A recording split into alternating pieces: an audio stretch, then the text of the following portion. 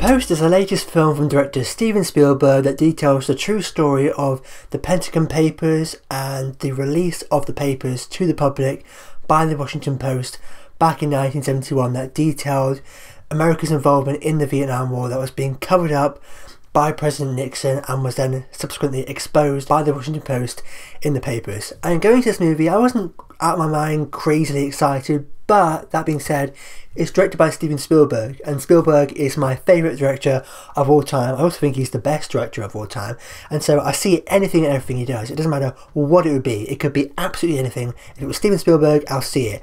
And also this film did interest me in terms of the story, you know, detailing this true story that we haven't seen before, put to film.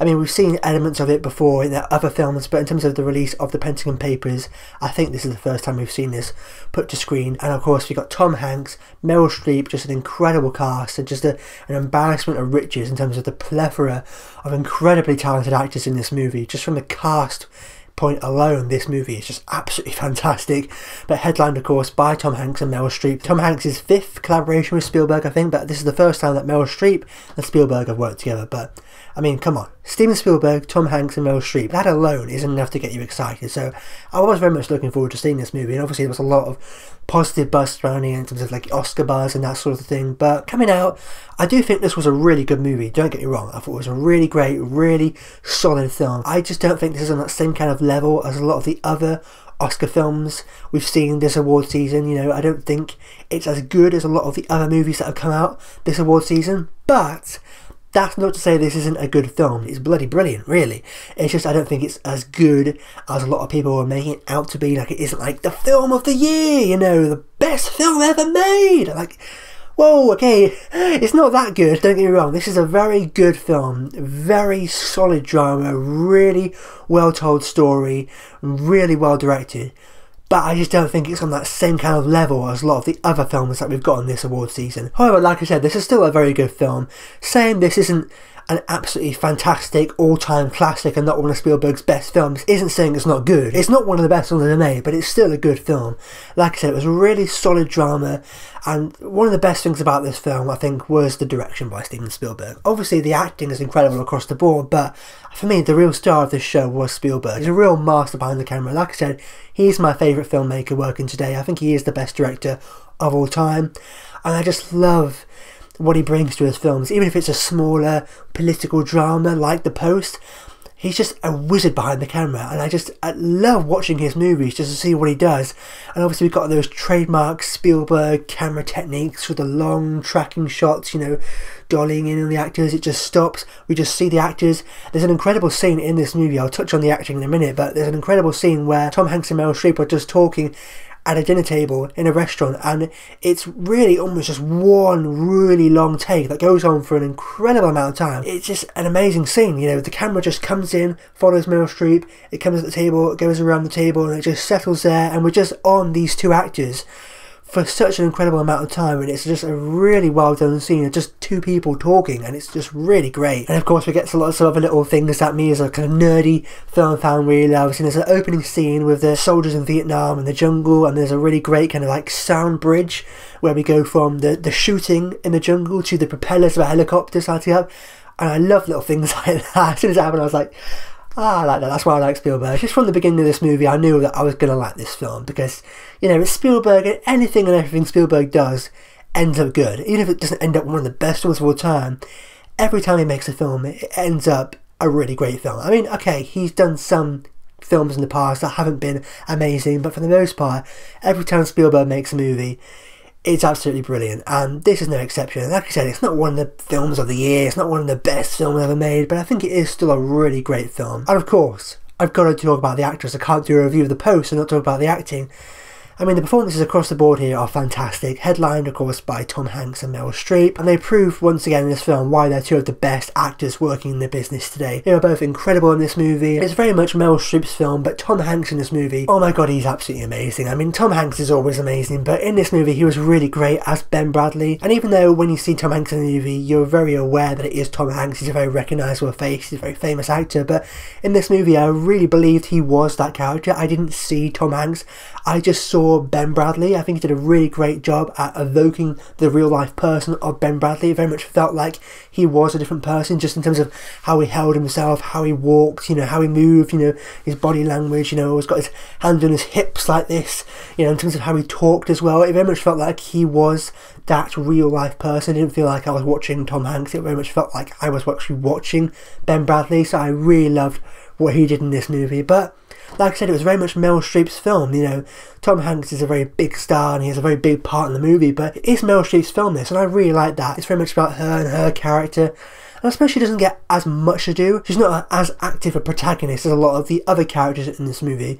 She's more just kind of reacting to stuff and forced to make these last minute decisions. But I really liked Meryl Streep in this movie, and obviously she's great.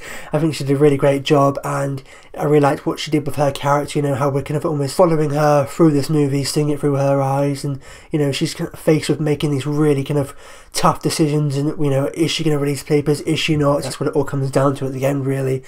And I love the dynamic and the back and forth between her and Tom Hanks. These two kind of owners of these newspapers that come together, Ben Bradley and Katharine Graham there, in terms of their dynamic and their back and forth, and how they're seeing it from two different points of view. Ben Bradley is like this seasoned veteran, really, and he's just like determined. He knows what he wants to do. He's like, let's release the papers, come on, this is what our responsibility is. If we're not going to do it, who will? And I can really see where he's coming from. And then Meryl Streep as Katharine Graham is like, but we don't want to do something where we're going to get taken down, because then if the paper gets taken down, we won't be a paper then. So you can see both points of view, and I think it was really great. I really loved their dynamic in the film, their back and forth. And like I said, the acting across the board is great. Bob Odenkirk pops up. Michael Stuhlbarg, again, Michael Stuhlbarg in 2017, he seems to be in everything lately. The past few years, Michael Stuhlbarg has just popped up in everything. I'm really glad, because I'm a really big fan of his.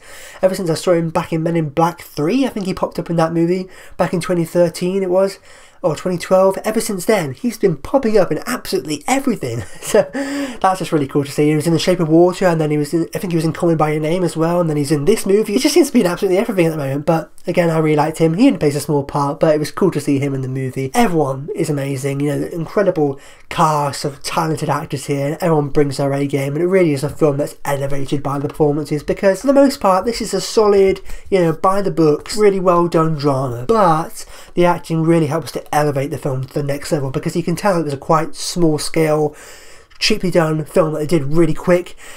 But the acting there, with these powerhouse performances from these absolutely fantastic, amazing actors, really helps to elevate the film, push it to that next level. And of course, I'm a big fan of Spielberg and his direction and what he did with this movie. You can tell at times that it was done kind of quite quickly, because they really rushed this into production. It was done really within the space of less than a year. They turned this around, so it was really quite remarkable actually that they can put out a film this good in less than a year. So it was a really quite incredible achievement, really. But like I said, if we're judging this in comparison to Spielberg's other movies, and not just the classics that he did back in the 70s and 80s and 90s, but even more recent work like War Horse or Lincoln or Bridge of Spies, I think those were the better, more impactful films that kind of stayed with me, and I want to go back and rewatch and leave a lasting impression on me. This is a very well done, very solid drama, but it's not a whole lot more than that. I don't know if this is a film that in 10, 20, 30 years time I'm going to look back on as one of Spielberg's best films, an all-time classic. I don't think that's going to be the case.